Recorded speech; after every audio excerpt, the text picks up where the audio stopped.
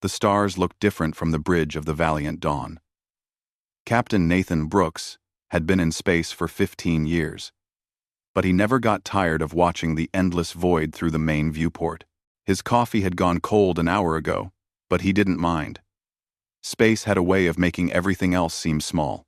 "Captain, we're approaching the coordinates," said Lieutenant Maya Collins from her station.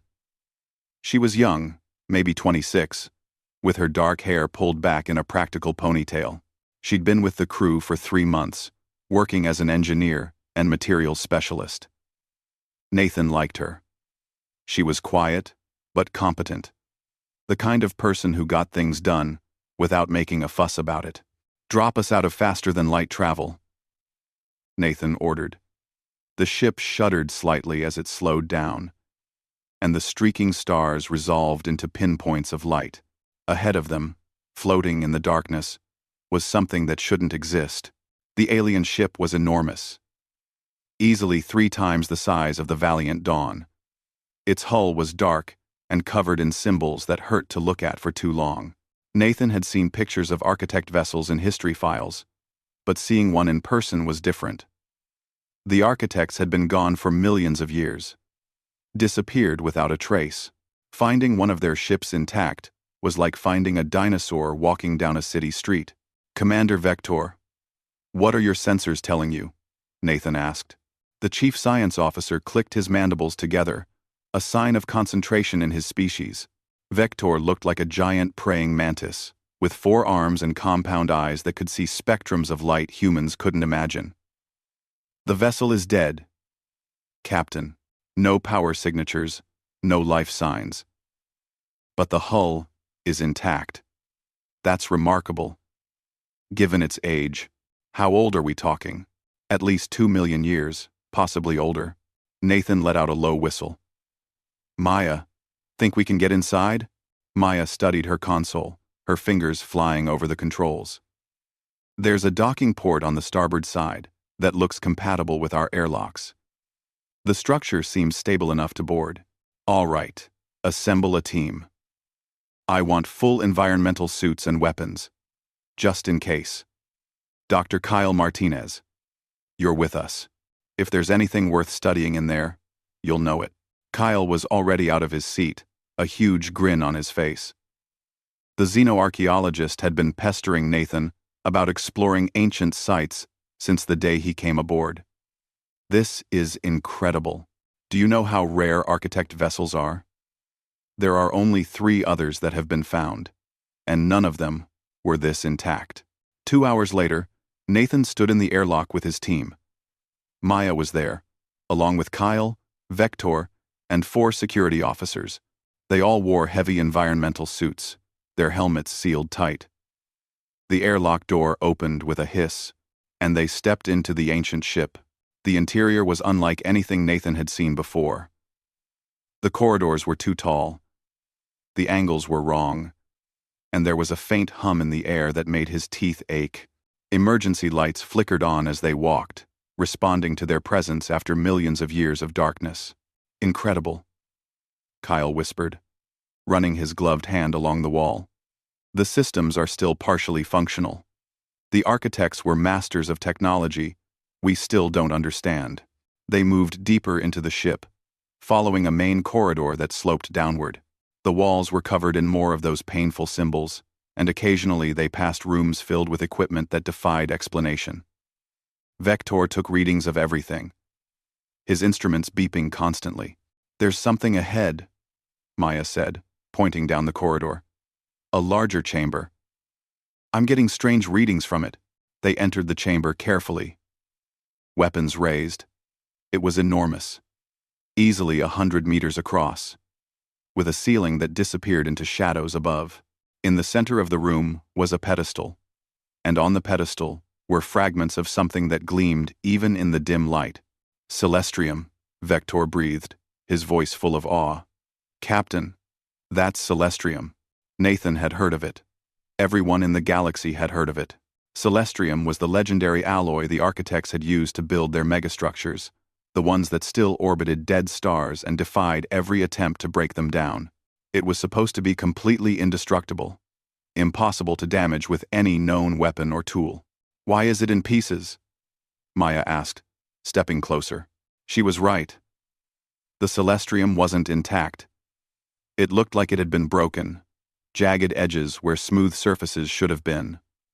Kyle moved to examine it, his eyes wide behind his helmet. "This shouldn't be possible," he said. "Celestrium doesn't break. It doesn't crack, doesn't bend, doesn't deform. Yet here it is, shattered like glass." "Can we take samples?" Nathan asked. "Absolutely. This could revolutionize our understanding of materials science."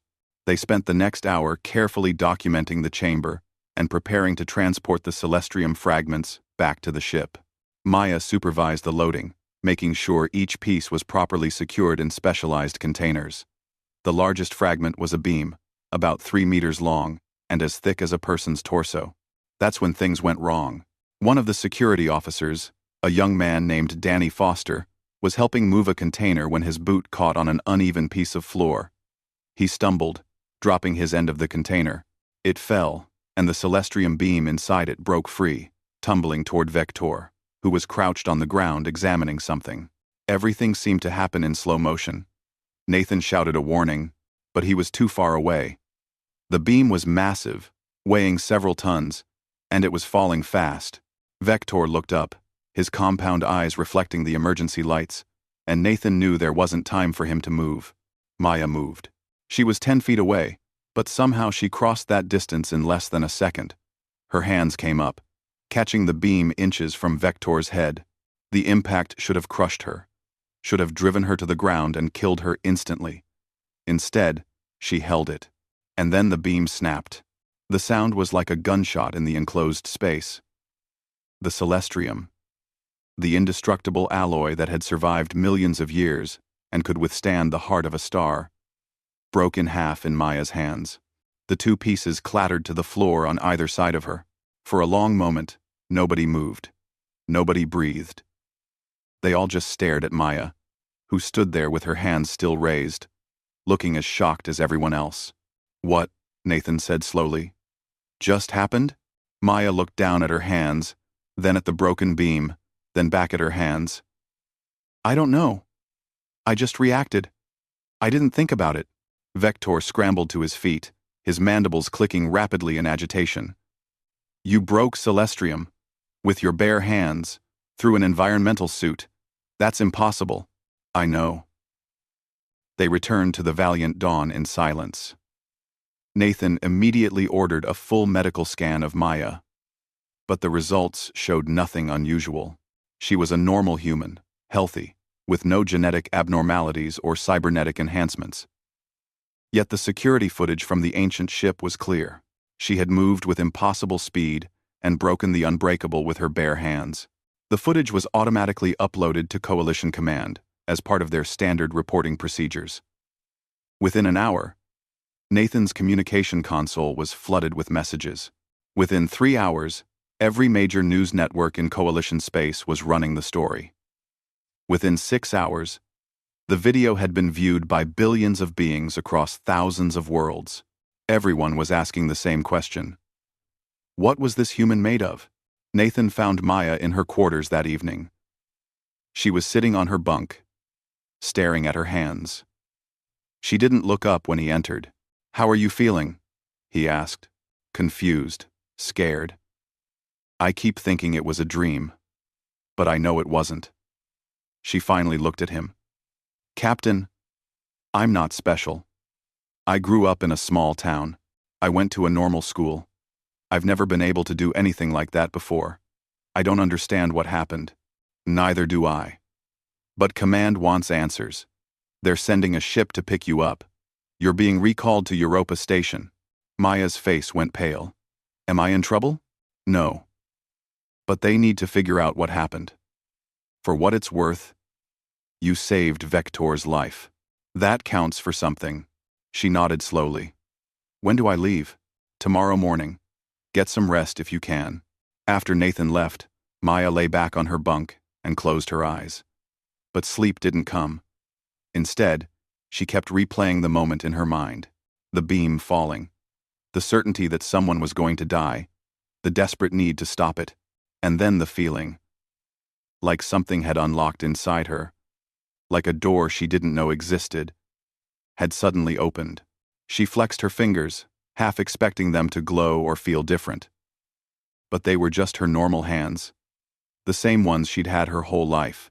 Somewhere on the bridge, Nathan was composing a report for command. He didn't know what to write. How did you explain the impossible? How did you put into words what he'd witnessed? In the end, he kept it simple. He described what happened, attached the security footage, and added one line at the end. Request immediate guidance. Human crew member has displayed abilities inconsistent with known human biology. Recommend full investigation. He sent the report and leaned back in his chair. Through the viewport, the ancient architect ship hung in space, dark and mysterious. It had kept its secrets for millions of years. Now it had revealed one. And that one secret was going to change everything. Nathan didn't know it yet. But across Coalition space, 3 other humans had recently done impossible things. A miner on Titan, who had lifted a collapsed mining rig off a trapped coworker. A pilot who had survived a reactor breach that should have killed him instantly. A doctor who had somehow restarted a patient's heart with just her touch. The pattern was there, waiting to be discovered. Humanity was changing, awakening to something that had been sleeping in their genes for millions of years. The architects had left more than just ships and technology behind. They had left a gift and a responsibility. But first, everyone needed to answer that one simple question. What was Maya Collins composed of? And more importantly, what were all humans capable of? The answer would come soon enough. But it would come with a price, and a war that would test whether humanity's hidden strength was enough to save the galaxy or doom it.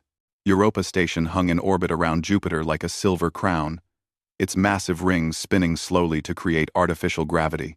Maya had never been here before, and under different circumstances, she might have been excited. Instead, she felt like a specimen, being delivered to a laboratory. The transport ship docked at one of the station's many ports, and Maya was immediately met by a security team. They weren't hostile, but they weren't friendly either. They escorted her through clean white corridors to a medical facility that took up an entire section of the station. "Lieutenant Collins," said a woman in an admiral's uniform, stepping forward to greet her. She was tall, with gray hair cut short and sharp blue eyes that seemed to see everything. "I'm Admiral Lisa Morgan. Welcome to Europa Station." "Thank you, ma'am," Maya said, not sure what else to say. "I know this must be overwhelming. I want you to know that you're not in any trouble. We just need to understand what happened on that architect ship." "I wish I could explain it, Admiral.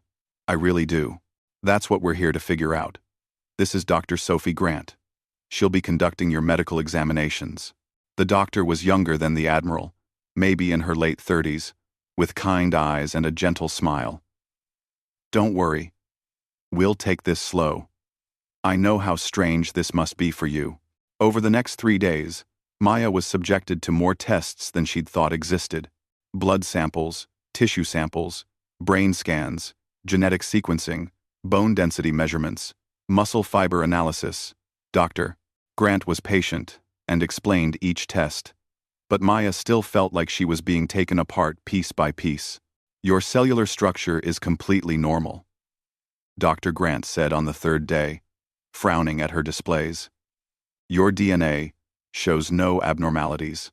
Your muscles, bones, organs, everything is exactly what we'd expect from a healthy human woman in her mid-20s. "Then why can I break Celestium?"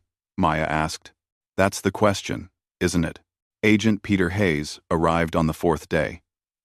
He was a quiet man with dark hair and a face that gave nothing away. He worked for Coalition Intelligence, and he brought information that changed everything. "Lieutenant Collins isn't the only one," he said, standing before Admiral Morgan. Dr. Grant and Maya in a secure briefing room. "We've identified 3 other humans who have recently displayed similar abilities." He activated a holographic display. 4 faces appeared, including Maya's. Kevin Wright, mining engineer on Titan. 3 weeks ago, a tunnel collapsed during his shift. A support beam weighing approximately 8 tons fell toward a group of trapped miners. Wright caught it and held it up long enough for them to escape. The beam was made of reinforced steel.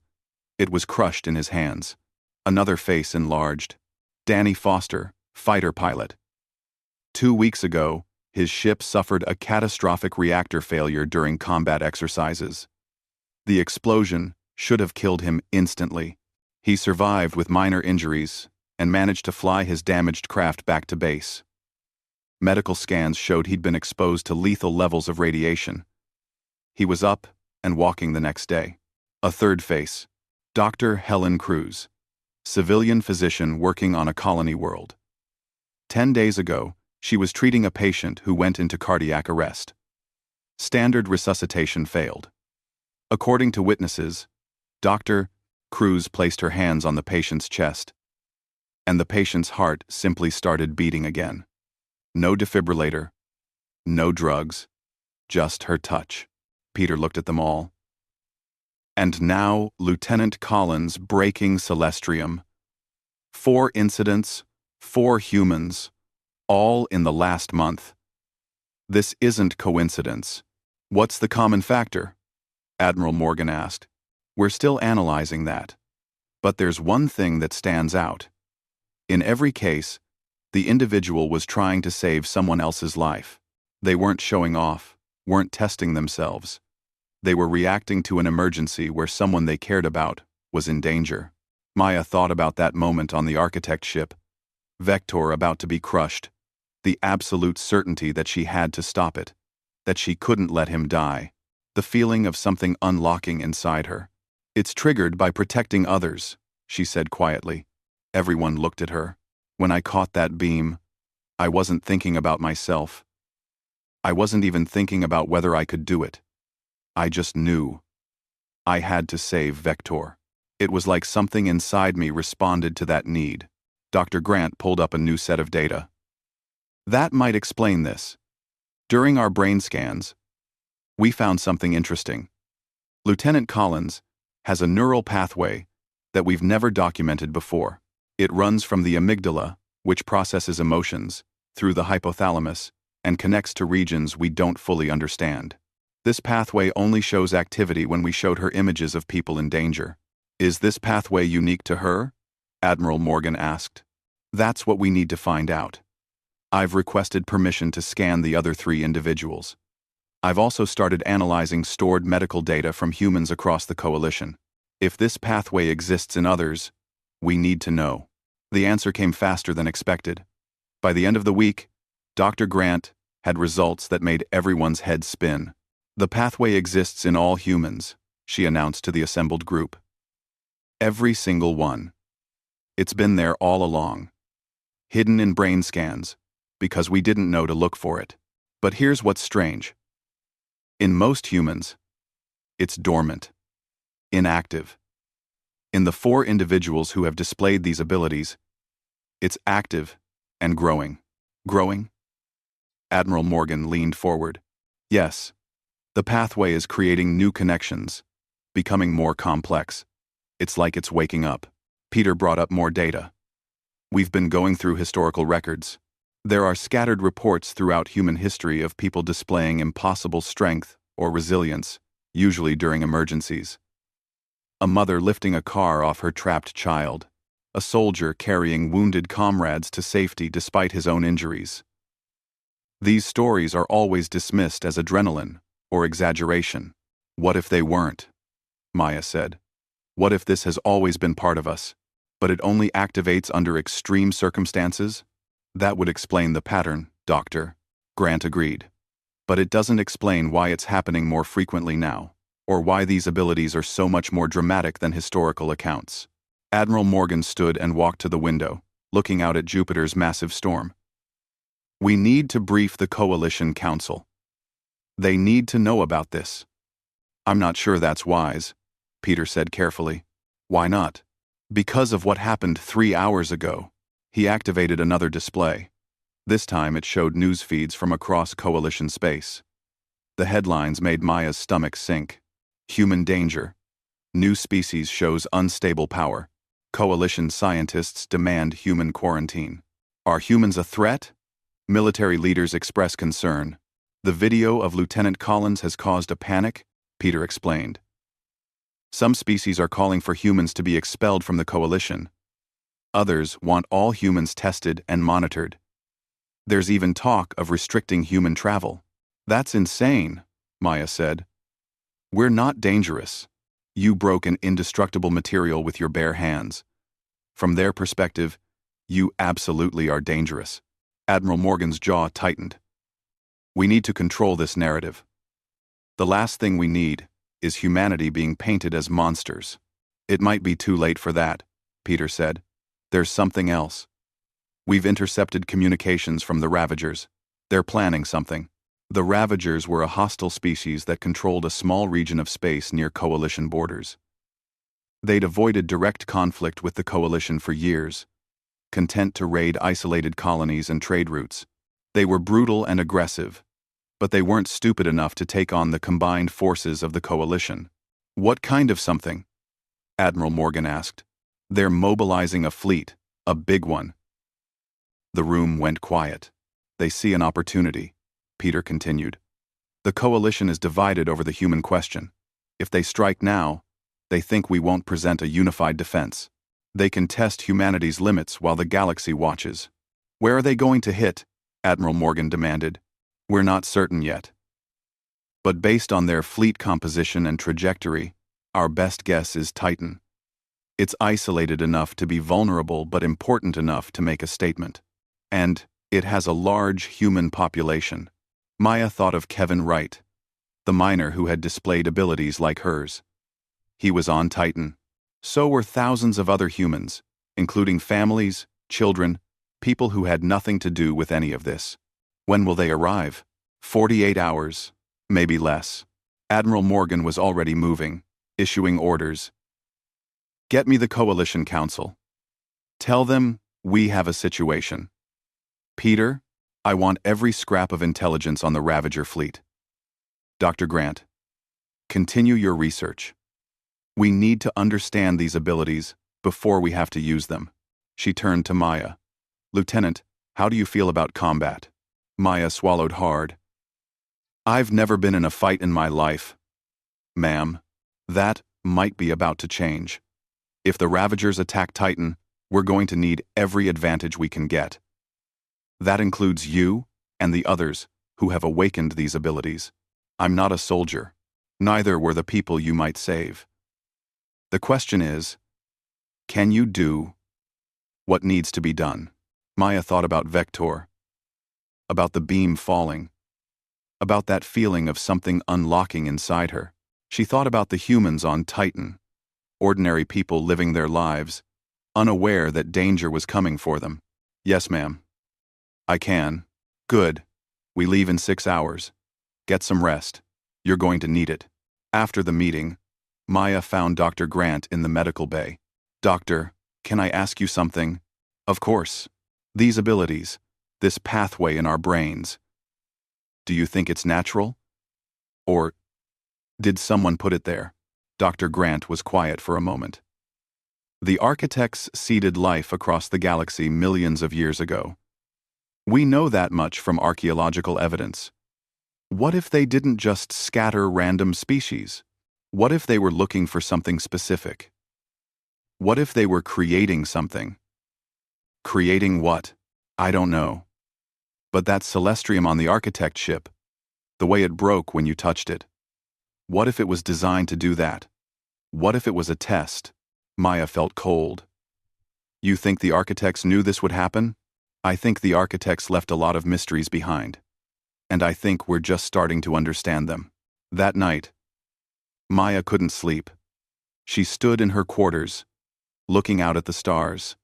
Somewhere out there, a hostile fleet was bearing down on Titan. Somewhere out there, people were about to die, unless someone stopped it. She flexed her hands, remembering the feeling of Celestium snapping between her fingers. She'd always thought of herself as ordinary, unremarkable, just another person trying to get by in a vast galaxy. But maybe she wasn't ordinary. Maybe none of them were. The question everyone kept asking was what she was made of. Maya was starting to think the answer wasn't about biology or genetics. It was about choices. About what you did when someone needed help. About whether you ran toward danger or away from it. She didn't know if she was brave enough for what was coming, but she knew she was going to try. On Titan, Kevin Wright was finishing his shift in the mines when the alarms started to sound. He didn't know yet that his life was about to change forever. He didn't know that in 2 days, he would become something more than human. Something the galaxy had never seen before. All across human space, others were beginning to feel it. The awakening. The change. The pathway in their brains, lighting up like stars coming to life. The Ravagers thought they were attacking when humanity was vulnerable and divided. They had no idea they were about to face something the galaxy hadn't seen in millions of years. Guardians were waking up, and they were ready to protect what they loved. Titan's orange atmosphere glowed against the darkness of space as the transport ship descended through the clouds. Maya gripped the armrests of her seat, watching the surface grow closer. She'd only had 6 hours to prepare for this. 6 hours to accept that she was being dropped into a war zone. Beside her sat Kevin Wright, the miner who had stopped the tunnel collapse. He was a big man, with calloused hands and a quiet demeanor. On her other side was Dr. Helen Cruz, the physician whose touch had restarted a dead man's heart. Danny Foster, the pilot who had survived the impossible, was up front with the flight crew. Unable to resist the pull of a cockpit, Colonel Jake Morrison met them at the landing pad. He was a career Marine, scarred and weathered, with eyes that had seen too much combat. Behind him, the Herschel colony sprawled across Titan's icy surface, a cluster of domes and tunnels housing 3,000 civilians and 200 military personnel. "Thank you for coming," Jake said, though his expression suggested he wasn't sure what 4 civilians could do against an entire Ravager fleet. "We don't have much time. Intelligence says they'll be here within the hour." "What are we dealing with?" Maya asked. 15 warships, last count. Cruiser class and above. They've also got troop carriers. If they land ground forces, we're going to have a problem. My Marines are good, but we're outnumbered 10 to 1. He led them to the command center, a reinforced bunker at the heart of the colony. Inside, displays showed the approaching Ravager fleet as red dots against the black of space. Coalition reinforcements were marked in blue, but they were still 7 hours away. Too late. "Our defensive grid can handle maybe 3 or 4 of their ships," Jake continued. "After that, we're going to be fighting them in the corridors. Civilians are being moved to the central habdome. It's our most protected location." "What do you need us to do?" Kevin asked. Jake looked at the 4 of them, and Maya could see the uncertainty in his eyes. He'd read the reports, watched the videos, but he'd never seen these abilities in person. He didn't know if they were saviors or a liability. "Honestly, I don't know. You're not soldiers. You haven't trained for this. But if what I've heard is true, you might be our only chance when those ships land." The first impacts came 20 minutes later. Ravager ships dropped out of faster-than-light travel and immediately opened fire. The colony's defensive cannons responded, their blue energy beams lancing up into the atmosphere. 2 Ravager ships exploded in brilliant fireballs. But the rest kept coming. "Brace for impact," someone shouted. The colony shook as plasma fire struck the outer domes. Alarms blared. People were screaming, running for shelter. Maya felt her heart racing, felt fear trying to paralyze her. She'd never been in combat. She'd never even thrown a punch at someone. Then she saw a young boy trip and fall in the corridor. People rushing past him without stopping. She moved without thinking, scooping him up and carrying him toward safety. The moment her arms wrapped around him, she felt it. That unlocking sensation. The pathway in her brain lighting up. "Stay close to me," she told the boy. I won't let anything happen to you. The Ravager troop carriers landed on the colony's eastern edge. Boarding ramps dropped, and soldiers poured out. They were reptilian, covered in thick scales, carrying weapons that spat superheated metal. Jake's Marines met them with disciplined fire, but they were being pushed back. All personnel, fall back to the central habdome, Jake ordered over the communication system. This is not a drill. Fall back now. Maya reached the habdome with the boy, finding his mother in the crowd of frightened civilians. Thousands of people were packed into the space, families huddled together, children crying. The dome's massive blast doors were still open, Marines pouring through with wounded comrades over their shoulders. That's when the explosions started. The Ravagers had brought heavy weapons, designed to crack fortifications. The eastern section of the dome shuddered, and Maya watched in horror as one of the massive support pillars began to collapse. If it fell, it would crash through the dome's structure. The atmosphere would vent. Everyone inside would die in seconds. Kevin Wright was already moving. He crossed 50 meters in a heartbeat, faster than should have been possible. His hands caught the falling pillar, and his feet dug into the floor. The metal under him cracked from the force, but he held. The pillar groaned, thousands of tons of weight pressing down on him. "Close the doors," he shouted, his voice strained. "Get them closed now." Maya ran to help him, but Dr. Helen Cruz grabbed her arm. "The wounded.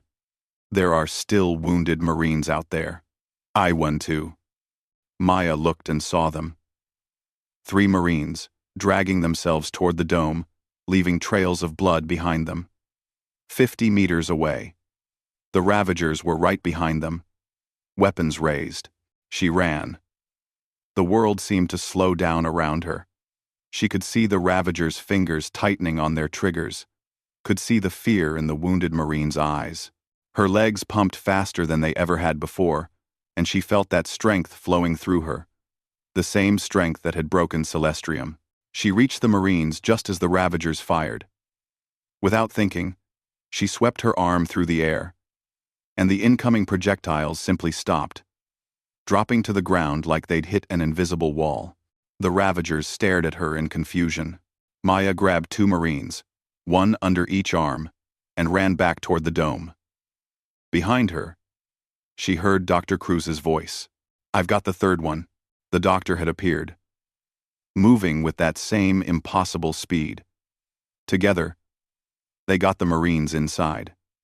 Kevin was still holding the pillar, his face red with effort, sweat pouring down his forehead. "Doors are closing," someone shouted. "Kevin, let it go," Maya yelled. "Not yet.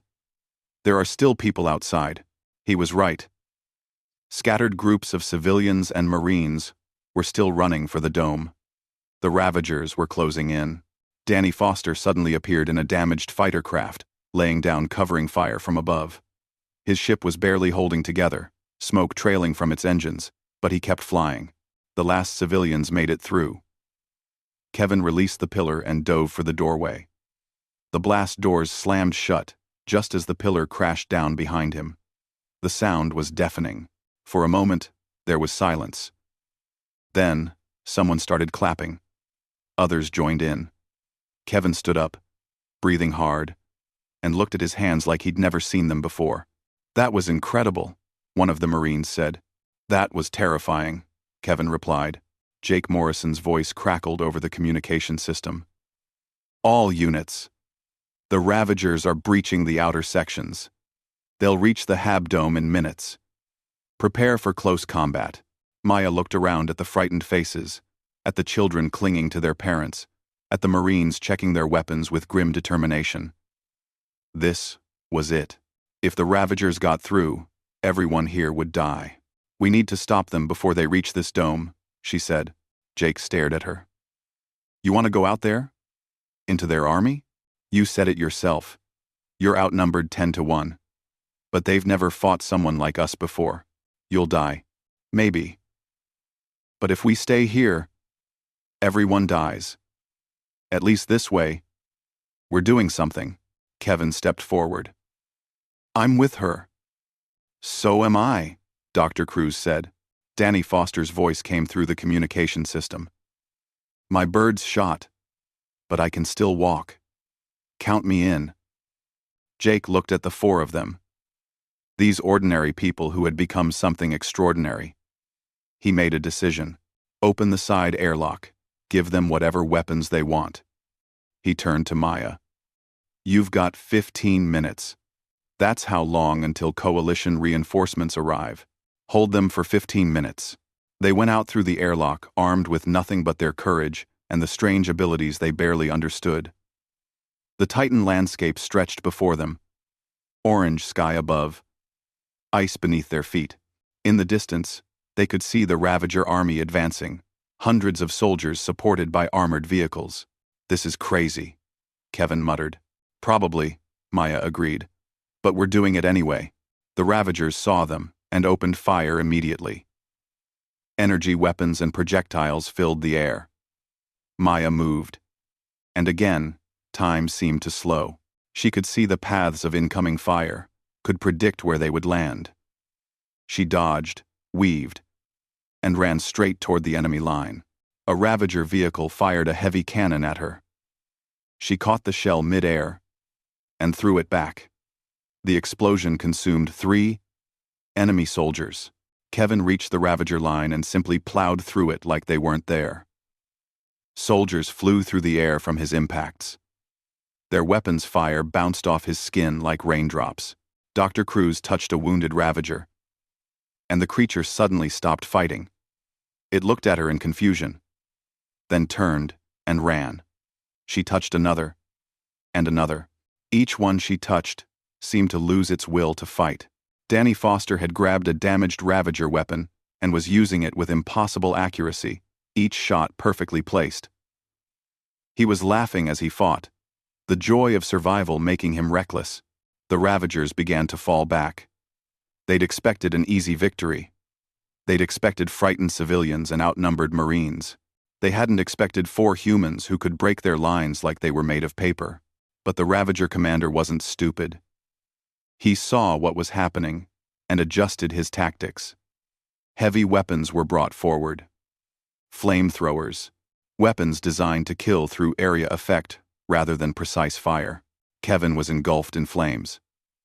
For a horrible moment, Maya thought he was dead. Then he walked out of the fire. His clothes burned away, but his skin unmarked. He looked surprised. That should have killed me, he said. But it didn't, Maya replied. Keep moving. They fought for 15 minutes that felt like hours. Maya lost count of how many Ravagers they faced. Her body moved on instinct, guided by something beyond conscious thought. Every time she thought she couldn't go on, she remembered the people in the Habdome, the families, the children, the boy she'd carried to safety. She had to protect them. That's what unlocked the power. That's what made her stronger than she'd ever been. The coalition reinforcements arrived exactly on schedule. Warships dropped from the sky, their weapons systems lighting up the Titan atmosphere. Dropships landed, deploying fresh Marines who pushed the Ravagers back with coordinated fire.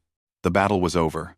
The Ravagers retreated to their ships and fled into space, leaving behind their dead and wounded. The humans had held. 3,000 civilians were safe. Maya collapsed to her knees in the ice, exhausted beyond anything she'd ever felt. Kevin sat down beside her. Dr. Cruz and Danny Foster joined them. They were covered in dirt and blood, their clothes torn, their bodies aching. We did it, Kevin said quietly. We did, Maya agreed.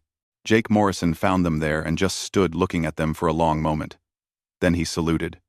Behind him, the other Marines did the same. Thank you, he said simply. You saved them all. Inside the Habdome, the civilians were celebrating.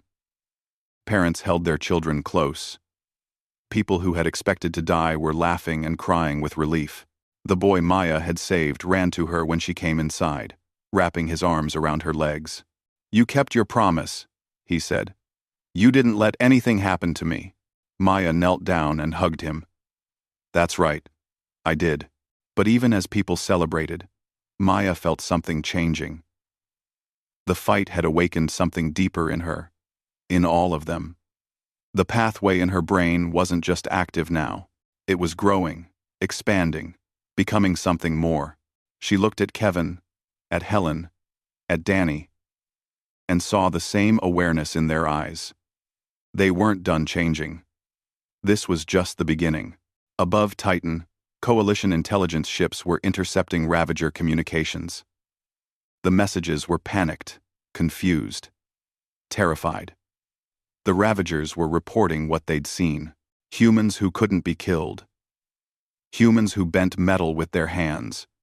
Humans who fought like demons and showed mercy like saints.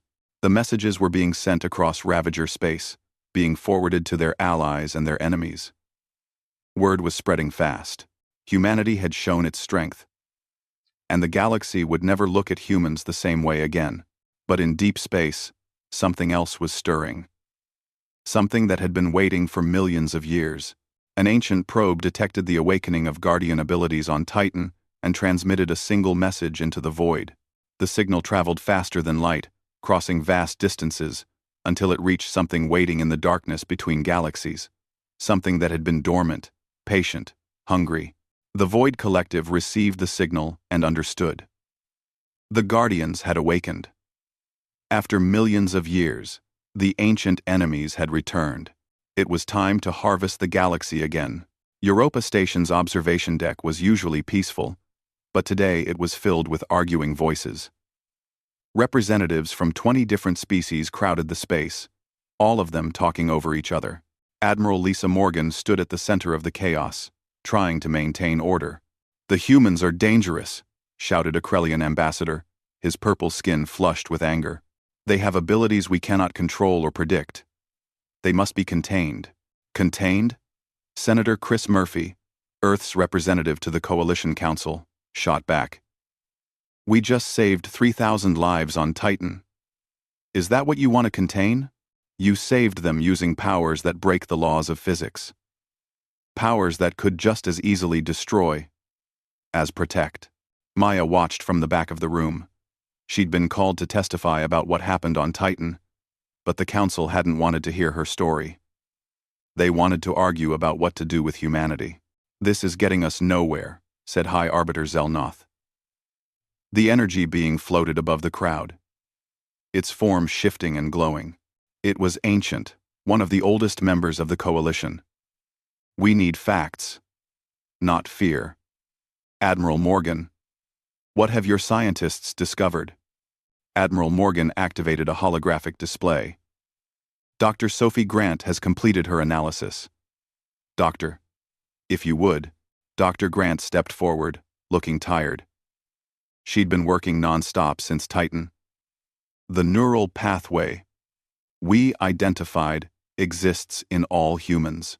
It activates in response to altruistic behavior, specifically the need to protect others. The more a human acts to save lives, the stronger their abilities become. We've now documented 50 humans across Coalition space showing active pathways. That number is growing daily." "Why now?" asked the Krellian. "Humans have been in space for decades. Why are these abilities appearing now?" Two. We believe it was triggered by contact with architect technology. Specifically, the Celestrium that Lieutenant Collins encountered. But we can't be certain. "Then we need to understand the architects better," Zelnoth said. "Professor Alan Reed, you've studied their civilization for years. What can you tell us?" Professor Reed was an elderly man with white hair and eyes bright with excitement, despite the tension in the room. He'd been studying architect ruins his whole life. "The architects disappeared 2 million years ago," he began.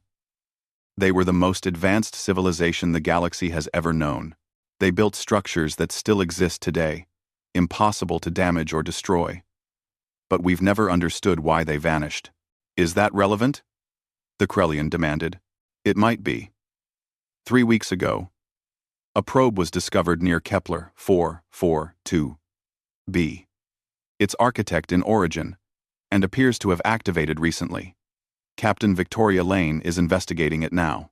As if summoned by his words, A communication came through. Victoria Lane's face appeared on the displays. She was young for a captain, but her eyes showed intelligence and determination. Counsel. We've made contact with the probe. It's not just a probe. It's an AI. It calls itself the Archivist. It's been waiting for millions of years, and it has a message for us. The room fell silent. Even the most argumentative ambassadors stopped talking. Put it through, Admiral Morgan ordered. The displays flickered, and then a new presence filled them. The Archivist didn't have a face or a body, just patterns of light that seemed to convey meaning without words. When it spoke, everyone heard it in their own language, directly in their minds. Greetings, children of the galaxy. I have waited long for this moment. The Guardians have awakened. Guardians? Professor Reed leaned forward. What do you mean? The architects seeded life across this galaxy millions of years ago. We did not do so randomly.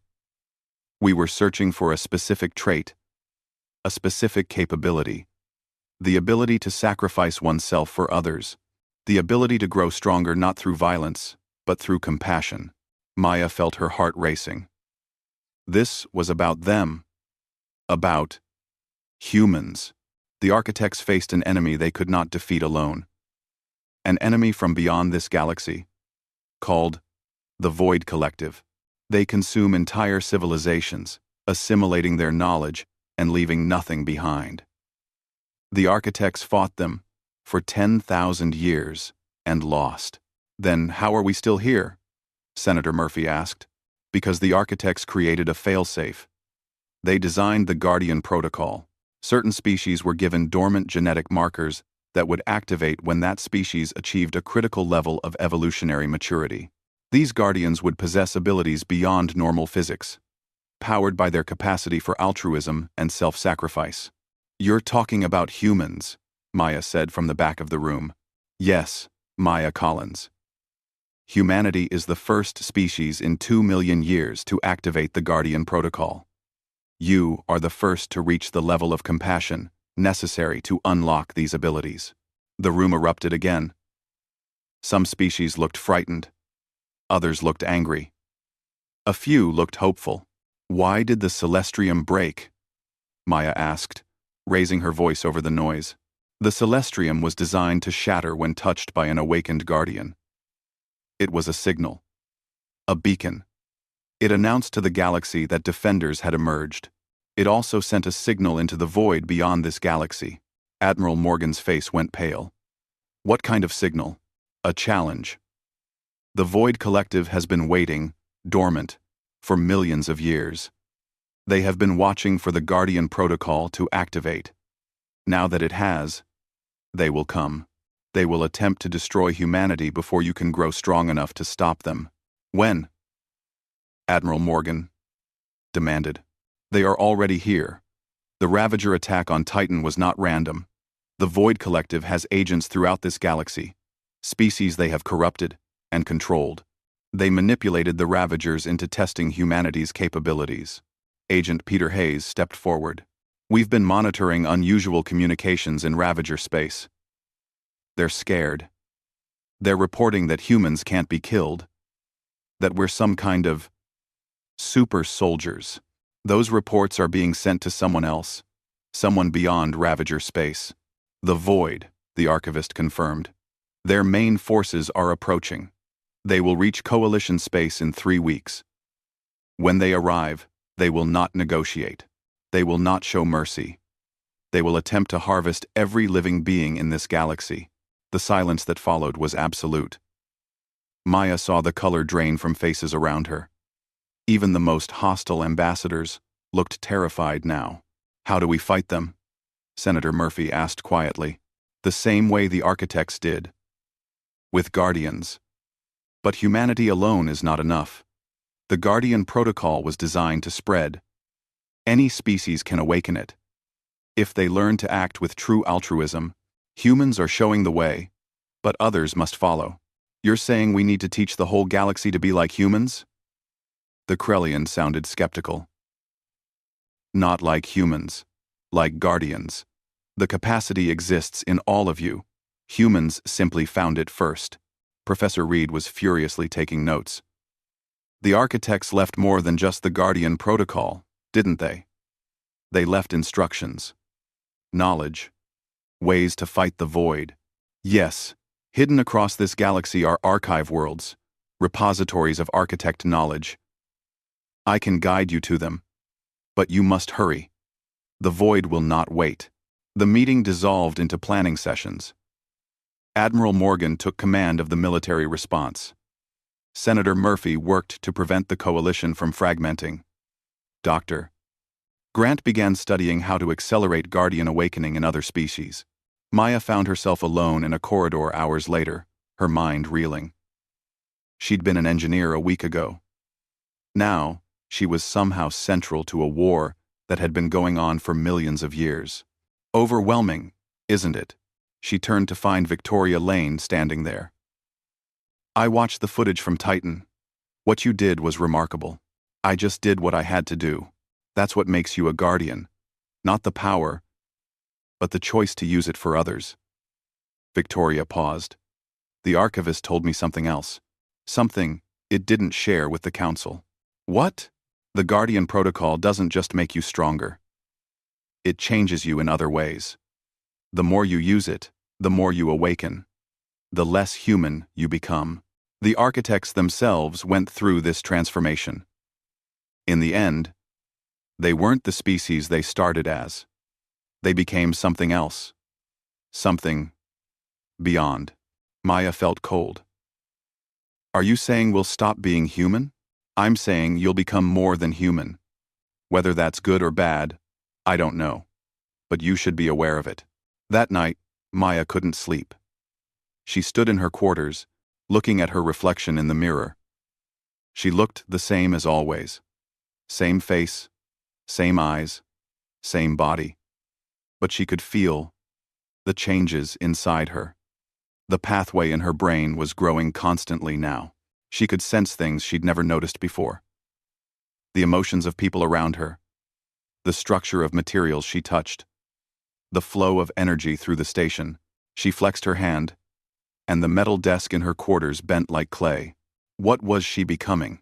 Across the galaxy, similar conversations were happening. Other humans were awakening, feeling their abilities grow. Some were excited. Others were scared. All of them knew that something fundamental about humanity had changed. On Earth, governments were struggling to respond. Churches were debating whether guardian abilities were divine or demonic. Scientists were trying to understand the biology. Ordinary people were watching the news and wondering if they might be next. Senator Chris Murphy returned to Earth to brief his government. He found the planet divided. Some wanted to embrace the Guardian Protocol. Others wanted to suppress it, feared it, tried to control it. We can't control this, he told the assembled world leaders. This is evolution. This is humanity. Reaching the next stage of our development, we can either accept it and learn from it, or we can fight it and destroy ourselves. What if the archivist is lying? Someone asked. What if this is a trap? Then we'll face it together. But I don't think it's lying. I think the architects left us a gift. The question is whether we're brave enough to accept it. Back on Europa Station, Admiral Morgan was organizing the Coalition's defenses. 700 warships from 23 species were being assembled. It was the largest fleet in Coalition history.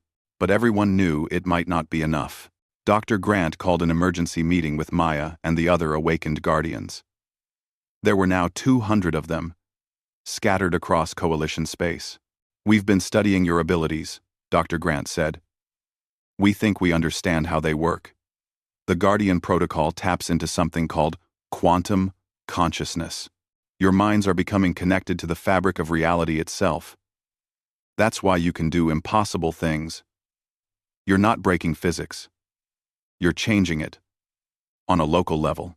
Can other species do this? Kevin Wright asked. The potential is there. But awakening it requires a fundamental shift in thinking. Most species in the Coalition are individualistic.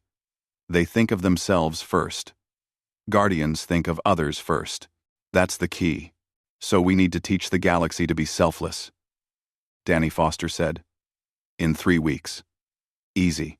We have to try, Maya said. Because if we don't, everyone dies. Everyone. Because if we don't, the next 2 weeks were a blur of activity. Guardian training centers were established.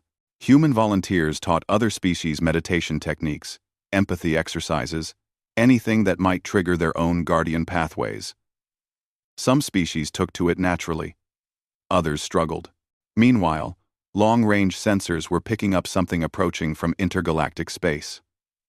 The readings were unlike anything anyone had seen before. The ships were massive, each one the size of a moon. There were thousands of them. The Void Collective was coming. Admiral Morgan stood on the bridge of her flagship, looking at the sensor readings. Behind her, Maya and the other Guardians prepared for the fight of their lives. 3 days until they arrive, the Admiral said quietly. 3 days to save the galaxy. Maya closed her eyes and felt the Guardian pathway in her mind, glowing brighter than ever.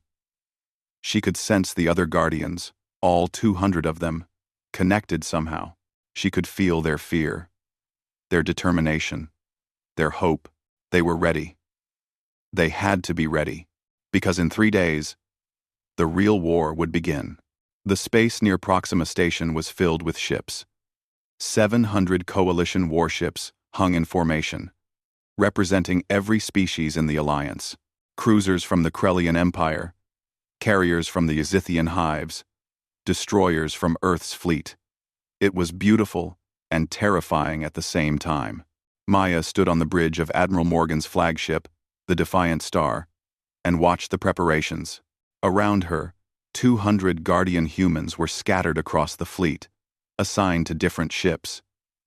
They'd trained for 2 weeks, learning to work together, learning to control their abilities. It wasn't enough time, but it was all they had. Sensors are picking up the Void Fleet, reported the tactical officer. They're dropping out of faster-than-light travel now. The main display lit up with red markers. Thousands of them. The Void Collective's harvester ships began appearing, each one massive and alien. They didn't look like normal ships. They looked organic, grown rather than built, with surfaces that seemed to shift and pulse. My God, someone whispered. There are so many. Admiral Morgan's face was hard. All ships, this is Admiral Morgan. Hold the line. Do not fire until my command. Let them make the first move. For a long moment, nothing happened. The 2 fleets hung in space, facing each other across the void. Then, a communication came through.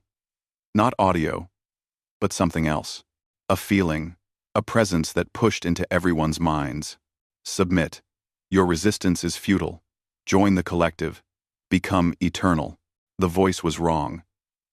It sounded like thousands of voices speaking at once, overlapping, merging into something that wasn't quite alive and wasn't quite dead.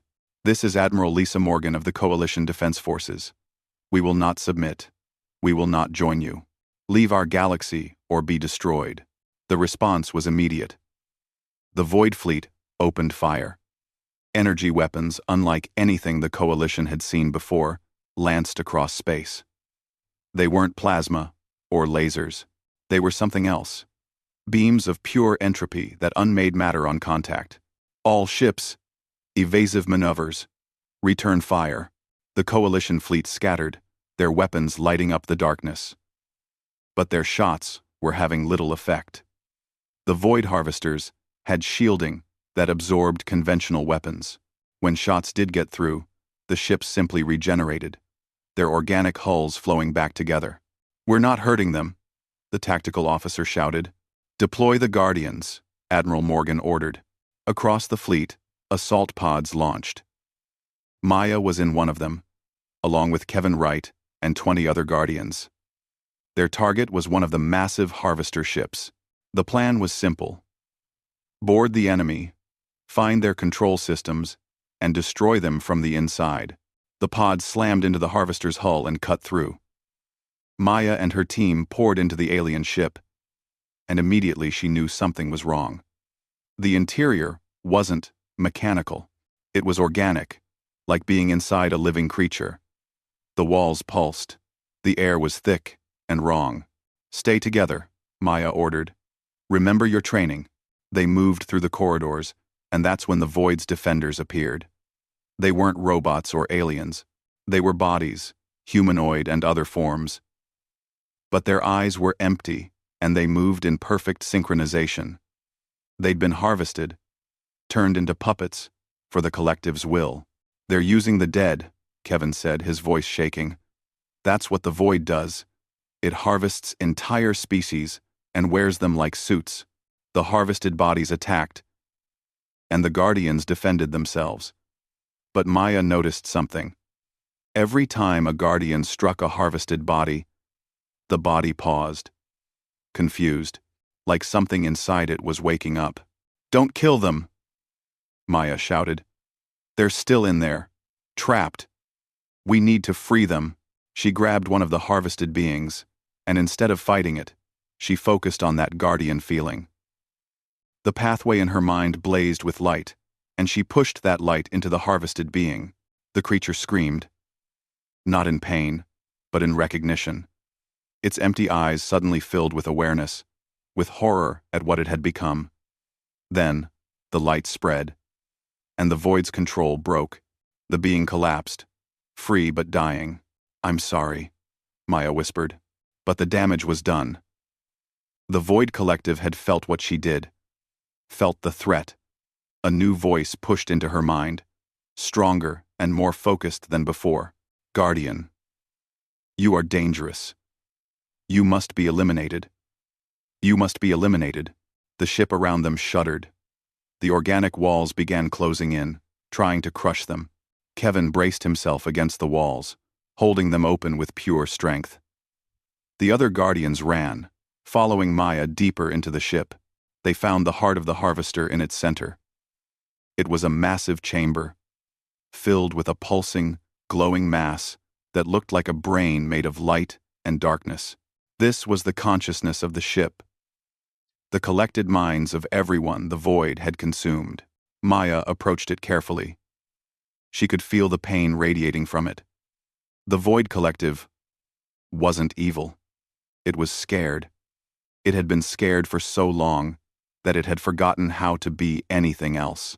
It consumed others because it was terrified of being alone, of dying, of ending. "You don't have to do this," Maya said to the mass. "You don't have to keep harvesting. There's another way." "There is no other way. All things end. Only the collective is eternal. Nothing is eternal. Everything ends eventually. But that doesn't mean existence is worthless. It's the ending that gives meaning to the time we have. You offer death. We choose survival. I'm offering peace, a chance to rest, to let go of the fear." She reached out and touched the pulsing mass. The moment her hand made contact, she was pulled into its consciousness. She felt everything. Millions of years of existence, billions of harvested minds, all screaming, all trapped, all desperate. The Void wasn't a monster. It was a tragedy. A civilization that had tried to escape death and had become death itself. Maya showed it something else. She showed it her memories. Her brother, dying to save her. The moment she caught the beam to save Vector. Fighting on Titan to protect strangers. Every act of sacrifice, every moment of compassion, every time she'd chosen others over herself. She showed it what humanity had learned. That meaning comes from connection, not isolation. That strength comes from protecting, not consuming. That the only way to truly live is to accept that one day you will die. The Void consciousness shuddered, resisted, fought back. But the truth was undeniable. In trying to escape death, the Void had stopped truly living millions of years ago. "I can help you," Maya said.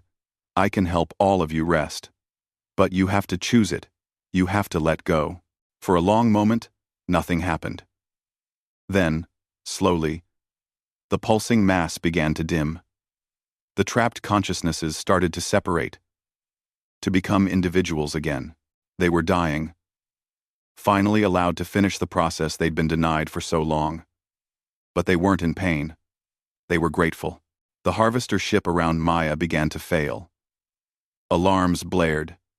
Kevin grabbed her and ran, the other Guardians following.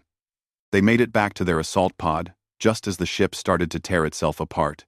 But something was happening across the Void Fleet. The other harvesters were stopping. Their attack was faltering. The consciousness Maya had freed was sending a message to the rest of the collective. A message of choice, of peace, of ending. The Void Fleet began to retreat, but not in an organized way. Ships were breaking formation, some accelerating away, others simply powering down. The unity that had held the collective together for millions of years was fracturing. "They're falling apart," Admiral Morgan said, watching her displays in amazement. "The whole fleet is collapsing, but the battle wasn't over."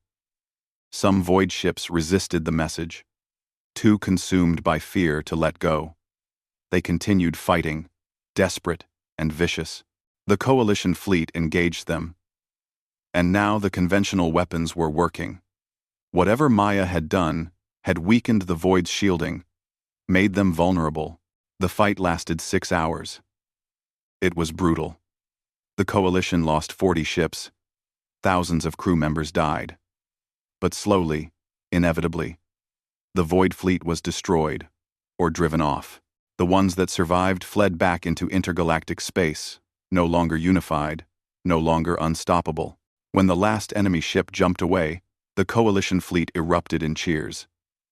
They'd done it. They'd won. Maya sat in the medical bay, exhausted beyond words.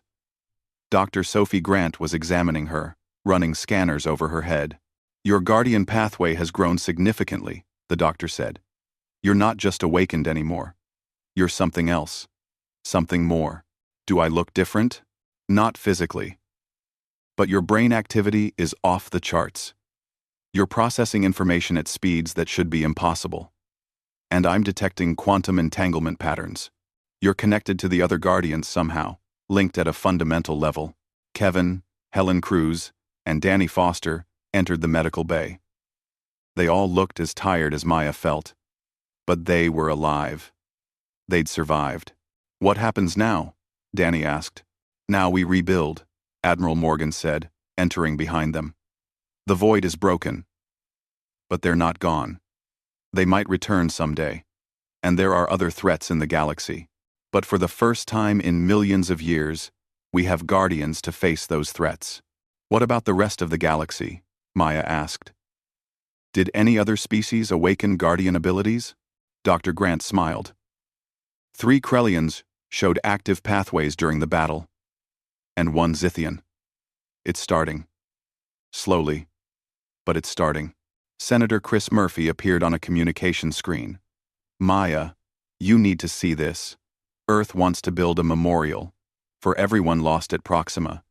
They want you to be there for the dedication." 6 months later, Maya stood at the memorial. It was a simple structure. A wall of names carved into stone, located in a park on Earth. Families of the fallen gathered there, along with dignitaries from across the coalition. A young alien child approached Maya. It was Krellian, its purple skin bright in the sunlight. It looked up at her with wide eyes. "Are you a Guardian?" the child asked. Maya knelt down to its level. "I am. Everyone says Guardians are special. That they're made of something different than normal people. What are you composed of?" "Guardians." Maya smiled. It was the question everyone had asked, in one form or another. Admiral Morgan, the Coalition Council, news reporters, scientists. Everyone wanted to know what made Guardians special. "The same thing as you," Maya said gently. "Hope that tomorrow can be better than today. And the courage to make it so." "But how do I become a Guardian?" "By caring about others more than yourself. By choosing to protect instead of harm. By being brave when it's easier to be afraid. The power isn't what makes someone a Guardian. The choice is what makes someone a Guardian." The child thought about that, then nodded seriously. Maya stood up and watched as the child ran back to its parents. As it did, Dr. Grant's scanner, which she'd brought to the dedication, detected something. The child's guardian pathway had flickered. Just for a moment, the awakening was spreading. Not just among humans anymore, but across species. The Guardian Protocol was doing what the architects had designed it to do. It was teaching the galaxy that true strength came from compassion, that real power came from the choice to protect. Maya looked up at the memorial, at all those names, people who had died so others could live. That was what being human meant. Not the abilities, not the power, but the willingness to sacrifice for something greater than yourself. Nathan Brooks found her there as the sun was setting. He'd been promoted to admiral after the battle. "How are you holding up?" he asked. "I'm okay. Still processing everything. The Coalition wants to establish a Guardian Corps, a formal organization to train and coordinate Guardians from all species. They want you to lead it." Maya was quiet for a moment. "That's a big responsibility. You've earned it. You showed the galaxy what Guardians are meant to be. Not weapons, not soldiers, protectors. What about the Void? Will they come back? Maybe. Probably. But we'll be ready. The galaxy is different now. United in a way it's never been before. The architects left us a gift, and you helped us understand it." Maya looked out at the sunset, thinking about everything that had happened. A month ago, she'd been an ordinary engineer. Now she was something more. Something that the galaxy needed. But she was still Maya. Still human. Still the same person who'd grown up in a small town and dreamed of the stars. The power hadn't changed who she was. It had just revealed what had always been there. The capacity to care. The strength to protect. The courage to sacrifice. That's what she was composed of. That's what all Guardians were composed of. And that's what would save the galaxy. Again and again. For as long as it needed saving. In deep space, the ancient architect probe powered down its systems. Its mission was complete. The Guardian Protocol had been activated. The Void had been faced and survived. The galaxy would endure. A final message transmitted into the darkness, recording everything that had happened for whoever might find it millions of years from now. The Guardians rise. The cycle continues. The galaxy will endure. Not because of weapons or technology, but because of something simpler and stronger. The choice to protect. The choice to care. The choice to be more than oneself. This is what the architects learned. This is what we pass on.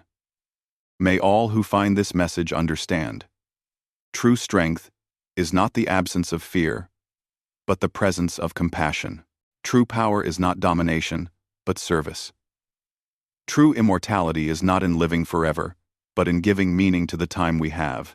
The Guardians understand this now. Humanity showed them the way. May they, in turn, show others. May the light of compassion spread across the stars. Now and always. The probe went dark, its work done.